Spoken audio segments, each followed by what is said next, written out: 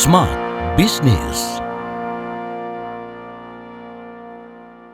Halo semua listeners, jumpa lagi bersama dengan saya William Darmawan. Kali ini dalam podcast Smart Business. Industri fashion di Indonesia sangat maju dan berkembang pesat dan memunculkan desainer-desainer berbakat di nasional maupun di kancah internasional. Nah, bagaimana menghidupkan bisnis fashion di Indonesia? Dan pada kesempatan podcast kali ini sangat istimewa karena kami kehadiran Mbak Leni Rafael, fashion designer. Halo, Kak Leni. Halo Kak Willy, aduh senang banget nih diundang di sini podcast yang luar biasa Smart Business. Nah mudah-mudahan bisa menginspirasi dan bisa bermanfaat nih buat para viewersnya. Gimana kabarnya? Alhamdulillah baik, sangat-sangat baik, sangat baik. Okay. Nah, ngomongin soal bisnis fashion di Indonesia, Ya. sebetulnya kan kalau kita lihat di kota-kota besar ya, Betul. terutama di Jakarta, bahkan Surabaya, di Bandung, itu industri fashion sangat maju dan berkembang pesat. Nah, kalau gambarannya ekosistem bisnis fashion saat ini seperti apa sih di Indonesia, Mbak? Sangat berkembang ya. Kenapa Leni bilang sangat berkembang? Karena banyak bermunculan brand-brand baru yang terus bertumbuh gitu loh.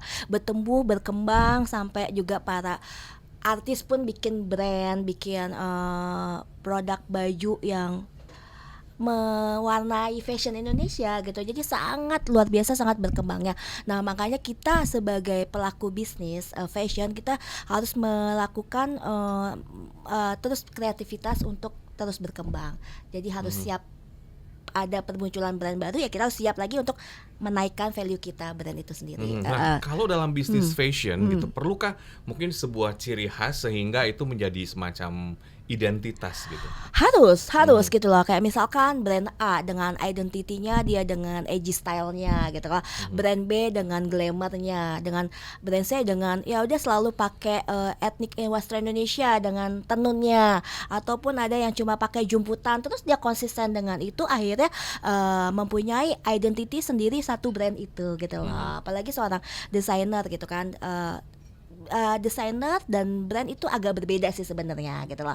Nah itu harus mempunyai ciri khas. Oh kalau Leni Rafael pasti first time orang akan bilangnya wah pasti bajunya Mbak Leni glamour, girly gitu loh. Ada personal touch-nya itu, ada embroidery-nya, ada paetnya gitu loh. Feminim look-nya tuh ada.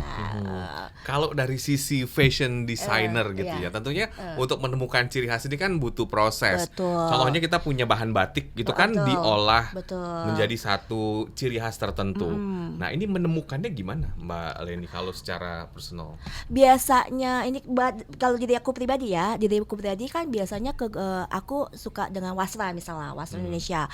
Nah misalnya aku suka dengan cutting yang mungkin yang aku pertama adalah cutting yang longgar gitu loh. Cuttingnya kita pakai logat, permainan nggak semua full batik gitu kan, lebih ke look yang pengen kelihatan look yang terus bagaimana ditambah dengan kita untuk bisnisnya tuh. Nah, bagaimana marketnya di Indonesia itu yang berjalan. Jadi dengan identitinya kita, cuttingnya kita, dengan sesuai ciri khasnya kita itu, ya kita match biar mencapai suatu bisnisnya jalan. Terus idealisnya kita seorang desainernya juga jalan gitu lah, dan akhirnya disukai sama market kita. Nah, kalau Mbak Leni sendiri itu secara pribadi berapa lama menemukan identitas itu? Wah, prosesnya? gitu. Sebenarnya aku di dunia fashion jujur di tahun ini udah memasuki 25 tahun.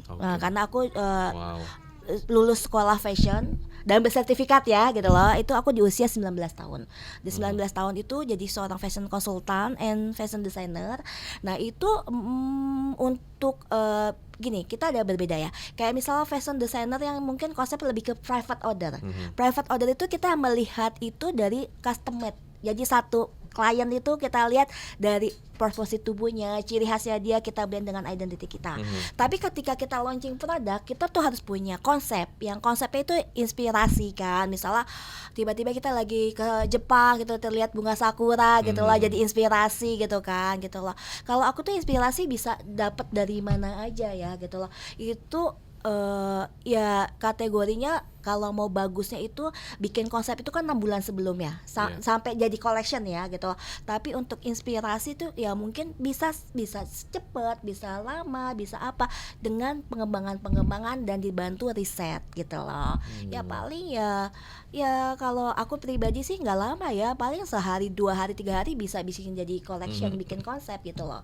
Nah, katanya Mbak Leni juga sempat menghidupkan bisnis fashion Ya, pribadinya ini betul. dengan sistem pre-order. Betul. Nah, itu gimana dulu? Jadi gini, dulu kita kan marketing hebatnya kita tuh dulu adalah dari tamu itu sendiri kan gitu kan. Nah, itu sistemnya gini, private order ya, karena basicnya aku kan memang bikin baju custom yang satu-satuan. Oke. Nah, waktu saat itu aku memang bekerja gitulah di salah satu tekstil di Indonesia yang cukup terkenal. Banyak orang kita yang butuh bikin baju custom. Dari situ private order gitu loh.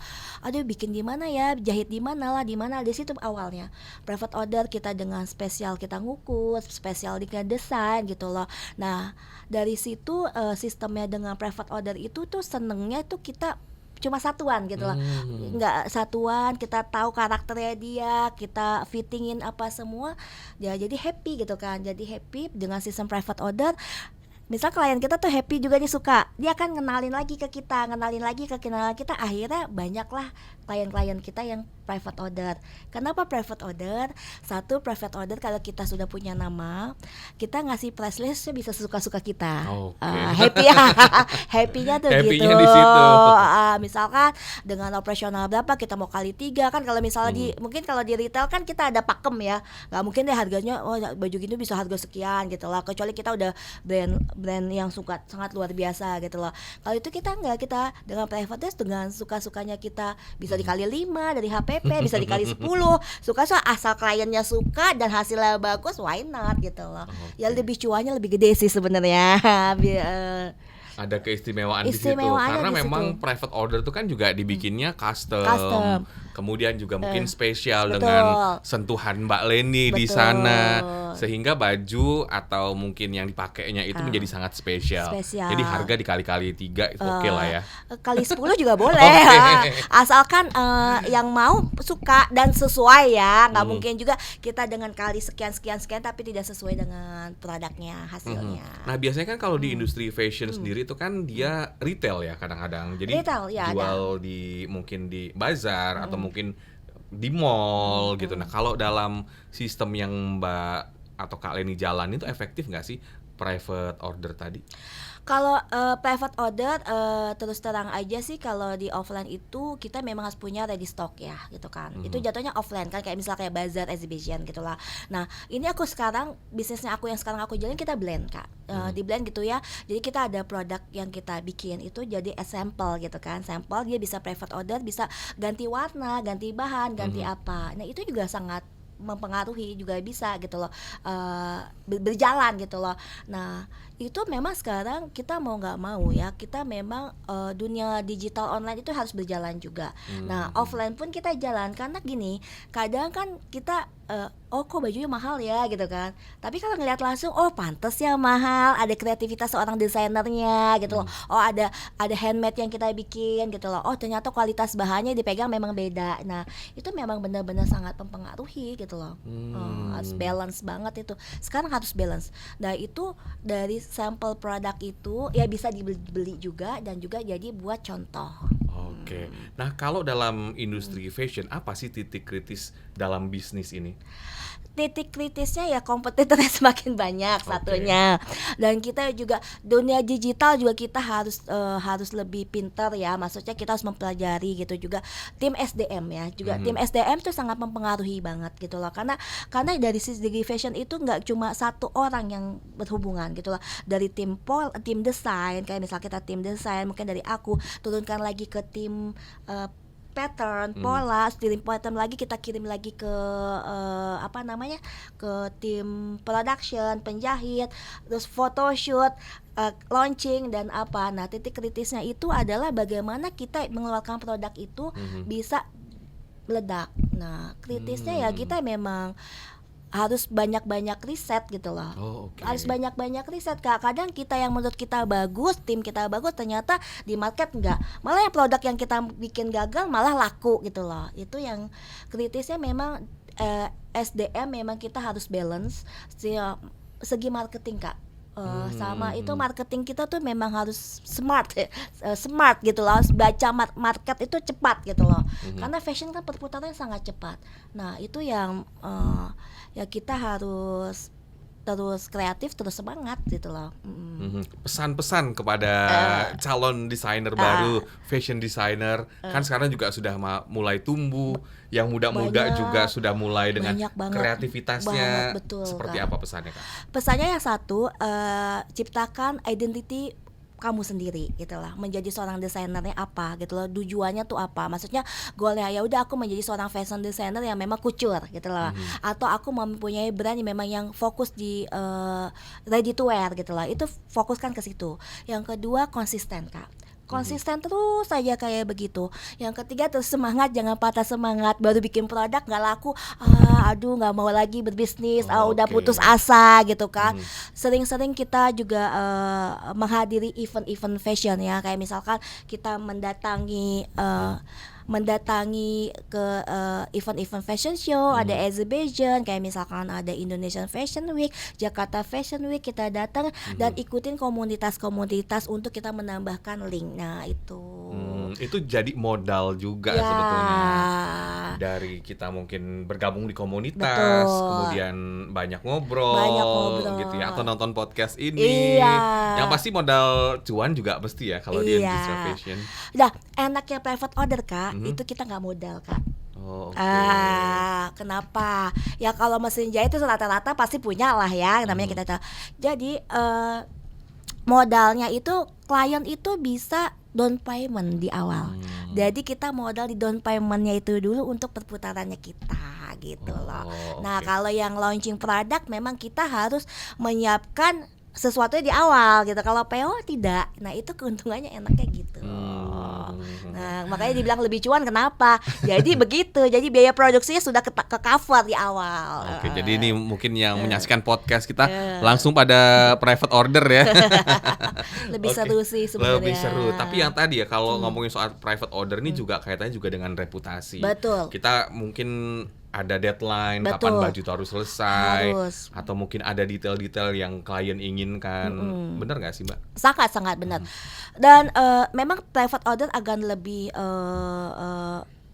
harus teliti gitu kan, karena bisa klien itu setengah senti aja komplain kan, kurang setengah senti gitu loh.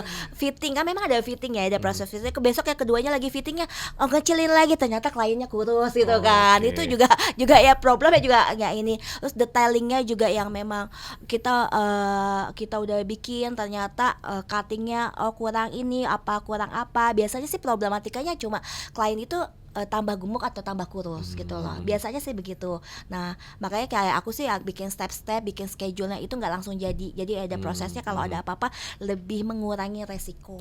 Oke, ada resiko-resiko Ada ya. pasti, semua kan ada resikonya kan. Salah satunya nambah berat badan. Iya, ya pernah Kak, waktu itu aku wedding ya, pengantinku wedding Sabtu, Kemis tuh fitting akhir, turun Kak, kali ada 20 cm. Wow. 20 cm kita langsung kecilin, pas di hari H-nya ternyata kecil lagi tuh Kak. Jadi tuh kita luar biasa banget. Pasti kan kita kalau wedding pasti ada tim kita datang untuk begitu, untuk kita body fitnya jadi lebih pas. Jadi ada sesuatu yang terjadi kita aman. Baik, terima kasih banyak atas Sama-sama. waktunya Kak Leni, sukses Amin, dan amin. ditunggu karya-karya selanjutnya. Amin. Dan Smart Business, demikian perbincangan kami dalam podcast Smart Business. Semoga menginspirasi kita semua dan terus berkarya, terutama Anda yang berminat untuk terjun di industri fashion. Akhirnya saya William Darmawan ucapan terima kasih, sampai jumpa. Smart Business. Lead you better.